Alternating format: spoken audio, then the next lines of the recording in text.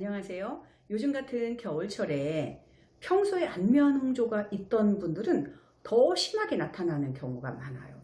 이 안면 홍조는 시와 때를 가리지 않죠. 사회생활이 힘들어지고 때로는 사람 만나기 싫은 경우도 많아져요. 그러면 나의 현재 홍조 증상이 치료를 받아야 되는가 아닌가를 구별하는 방법, 그러면 치료를 받아야 된다면 한의원에서는 어떻게 치료하는지 알아보도록 할게요. 안면 홍조 중에 빨개졌는데 조금 있다가 땀이 나면서 식어요. 그러면 자율신경 흥분의 문제이고요. 땀이 나지 않는다면 혈관의 문제일 때가 많아요. 그럼 왜 긴장하거나 흥분하면 빨갛게 변할까요? 자율신경인 교감신경은요, 흥분하면 심장 박동이 빨라지고 혈관도 확장되면서 열나고 붉어져요. 문제는 이러한 확장이 반복되면은요, 혈관의 탄력이 떨어지죠. 혈관이 약해지고 막혀서 혈관의 문제로 변하게 돼요. 치료를 받아야 되는 홍조 증상은 어떤 게 있을까요? 첫째, 감정 홍조가 심해져서요. 사람들 앞에서 나서거나 발표하기가 힘들어요. 긴장을 하면 홍조가 나타나서 사람들과 말을 제대로 할 수가 없어요. 이러면 사회생활 불편해지죠. 둘째는 얼굴 모세혈관이 확장되어서 겉으로 드러나는 거예요. 거미줄처럼 보이는데, 예를 들어서 이거 보이세요? 혈관이 늘어나서 거미줄처럼 보이잖아요. 이런 경우.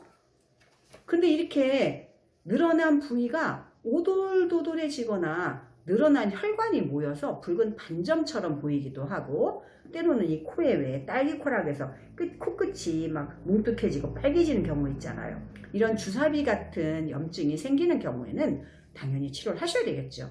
세 번째는 술을 조금만 마셔도, 조금 매운 음식인데, 조금 뜨거운데 먹으면 항상 얼굴이 뻘겋게 되시는 분들이 있어요. 이런 경우에도 치료를 받으셔야 되고, 네 번째는요, 열이 오르락내리락 화끈거리고 몸이 뜨거워요.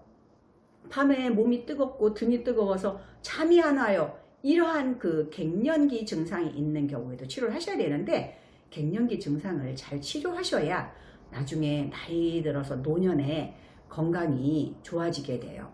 다섯 번째는 세수, 목욕, 샤워, 아니면은 추운 곳에서 따뜻한 곳으로 갔을 때처럼 온도 변화에 아주 민감하고 빨갛게 되어서 오래 가는 경우가 있어요. 여섯 번째는 이유 없이 가슴에서 막 열이 치밀어 오른다는 분들이 있어요. 그러면서 얼굴이 막 붉어지고 심하면은 머리도 아프시다고 하는 경우도 있고, 이게 오래 지속되는 경우, 대부분 우리가 흔히 화병이라고 하는 경우죠. 이러한 경우에는 치료를 받는 것이 삶의 질의 향상에 좋아요. 그럼 한의학에서는 이걸 어떻게 치료할까요? 한의학에서는 일단 구별을 해요. 이게 교감신경의 흥분에 의한 것인가, 혈관 손상에 의한 것인가, 외부 자극에 의한 것인가를 구별해서 하게 되는데, 첫째, 감정 홍조인 경우는요, 마음을 좀 가라앉혀야 되겠죠. 그래서 사심탕이라는 처방이 있어요. 마음을 씻어준다는 거죠.